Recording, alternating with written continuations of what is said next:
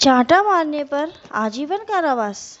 क्या ये मुमकिन है कि कोई चांटा मारे और उस व्यक्ति को आजीवन कारावास हो जाए? जी हाँ, बिल्कुल ये मुमकिन है। धारा 394 भारतीय दंड संहिता 1860 की। दोस्तों, मैं डॉक्टर इरशाद खानम आज आईपीसी की धारा 394 का वीडियो लेकर मैं आपके समक्ष हूँ। ये सारे वीडियो जो आईपीसी के हैं, ये कंपटीशन एग्ज़ाम और जो एलएलबी की एग्ज़ाम की तैयारी कर रहे हैं उन स्टूडेंट्स के लिए उपयोगी है। चैनल को सब्सक्राइब कर लें, बेल आइकन को क्लिक कर दें ताकि लेटेस्ट अपडेट आप लोगों को मिलते रहें। चलिए, आज हम जिस विषय पर बात करने वाले हैं वह विषय हमारा है कि क्या किसी व्यक्ति को चांटा मारने पर आजीवन कारावास हो सकती है। बिल्कुल हो सकती है, लेकिन उसकी कुछ परिस्थितियां हैं। प्रत्येक अपराध के लिए एक दंड निर्धारित होता है। भारतीय दंड संहिता की अगर हम बात करें तो उसमें छोटे से लेकर बड़े तक हर अपराध के लिए एक निर्धारित सजा दी है। जैसे यदि एक व्यक्ति किसी दूसरे व्यक्ति को चांटा मारे तो उसे कितनी सजा हो सकती है, ये चांटा मारने के ऊपर डिपेंड करता है। अगर चांटा मामूली है तो मामूली सज़ा, और चांटा अगर ऐसी कंडीशन में मारा है जो कि उस व्यक्ति को अधिक चोट पहुंचा सकती है तो सज़ा जो है उसके मुताबिक होगी। कितनी सज़ा हो सकती है ये विधि में निर्धारित है।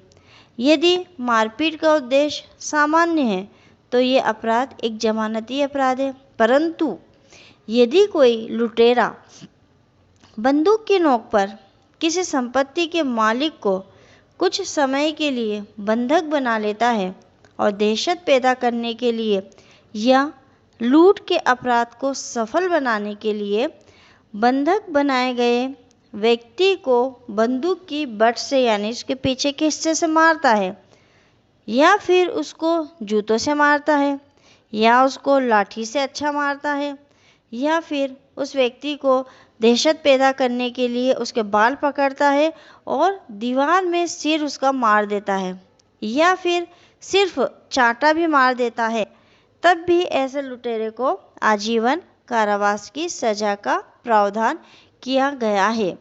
धारा 394, जिसके अंतर्गत लूट की घटना करते समय अगर व्यक्ति द्वारा या अपराधी द्वारा उसको मारपीट की गई है तो ऐसे व्यक्ति को पनिशमेंट का प्रावधान है। अगर इस कंडीशन में वो चांटा भी मार देता है तो उसे आजीवन कारावास होगी। भारतीय दंड संहिता 1860 की धारा 394 क्या है, इसकी परिभाषा क्या कहती है?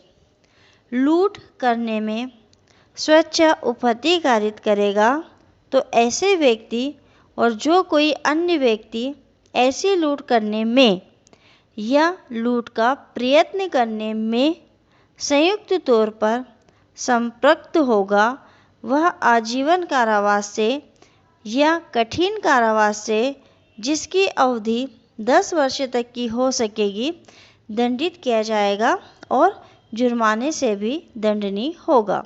यानी लूट करने स्वेच्छा उपपत्ति कारित करेगा, यानी किसी दबाव में नहीं, अपनी इच्छा से अगर किसी व्यक्ति को उपपत्ति चोट पहुंचाएगा, या ऐसा व्यक्ति जो किसी अन्य व्यक्ति के साथ, मतलब जो लूट कर रहा वो नहीं, लूट करने वाले का साथी है, वो उस व्यक्ति को अगर मारता है, पीटता है, या लूट कर रहा है ऐसा आवश्यक नहीं है, लूट करने का अगर प्रयत्न करने में भी, कोशिश करने में भी वो किसी को मार देते हैं तो भी वो आजीवन कारावास से या कठिन कारावास से, जिसकी अवधि 10 वर्ष तक की हो सकेगी, दंडित किए जा सकते हैं।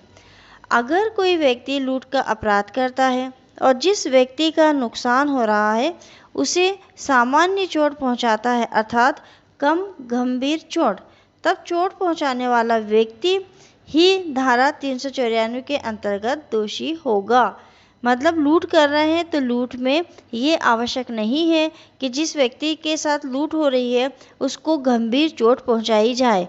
अगर उसको सामान्य सी चोट भी पहुंचाई तो चूंकि लूट की क्रिया में वो सब कुछ आ रहा है तो धारा 394 जो है लूट जो जिस व्यक्ति ने उसको चोट पहुंचाई है उसके ऊपर भी लागू होगी। इस अपराध में आरोपी चाहे कितने भी हों, लेकिन उस आरोपी को सजा इस धारा के अंतर्गत मिलेगी जिसने स्वयं की इच्छा से संपत्तिधारी को क्षतिग्रस्त किया है। अगर 5 लोग हैं, 5 लोग मिलके लूट कर रहे हैं, 6 लोग मिलके लूट कर रहे हैं, 4 लोग तो लूट कर रहे हैं और जो 5वां व्यक्ति है उसने उस व्यक्ति को चाटा मार दिया या उसको चोट पहुंचा दी, तो फिर इस व्यक्ति ने चोट पहुंचाई है उसको जो है पनिशमेंट मिलेगा। कौन सा? सजा वाला भी। लूट के आरोपी तो सभी हैं, तो इस अपराध में आरोपी चाहे कितने भी हो, लेकिन उस आरोपी को सजा इस धारा के अंतर्गत मिलेगी जिसने स्वयं की इच्छा से संपत्तिधारी को क्षतिग्रस्त किया था। 394 के अंतर्गत उसको पनिशमेंट किया जाएगा। भारतीय दंड संहिता 1860 की धारा 394 के अंतर्गत दंड का प्रावधान। इस धारा के अपराध में किसी भी प्रकार से समझौता योग्य नहीं होते हैं। मतलब इस धारा में अगर कोई अपराध कारित किया गया है तो उसमें समझौता नहीं किया जा सकता है। ये अपराध संज्ञेय अपराध है और अजमानती अपराध है, यानी इसमें जमानत नहीं होगी। इसमें जमानत क्यों नहीं होगी? क्योंकि ये लूट में सम्मिलित है। अंतर इसमें केवल इतना है कि उसको लूट की सज़ा नहीं मिल रही है, बल्कि लूट करते समय उसने जो चोट पहुंचाई है उसको उसकी पनिशमेंट मिल रही है। और इसकी सुनवाई का अधिकार प्रथम श्रेणी मजिस्ट्रेट को है। मध्य प्रदेश राज्य संशोधन 2007 के अनुसार प्रथम श्रेणी के स्थान पर अब सेशन न्यायालय स्थापित किया गया है, वो इसकी सुनवाई करेगा। और सजा इस धारा के अपराध में आरोपी को आजीवन कारावास अथवा 10 वर्ष की कठोर कारावास तक तथा साथ में जुर्माने से भी दंडित किया जा सकता है। तो दोस्तों, ये था हमारा आज का वीडियो जिसके अंतर्गत ये बताया गया था कि चाटा मारने पर भी आजीवन कारावास हो सकती है, वो कंडीशन कौन सी थी, और धारा 394 आईपीसी को समझाया गया था। वीडियो अगर आपको पसंद आता है तो आप लाइक करिए, कमेंट्स करिए, अधिक से अधिक इसको शेयर करिए। मिलते हैं बहुत ही जल्द अगले वीडियो में एक नए टॉपिक के साथ। तब तक के लिए शुक्रिया, धन्यवाद।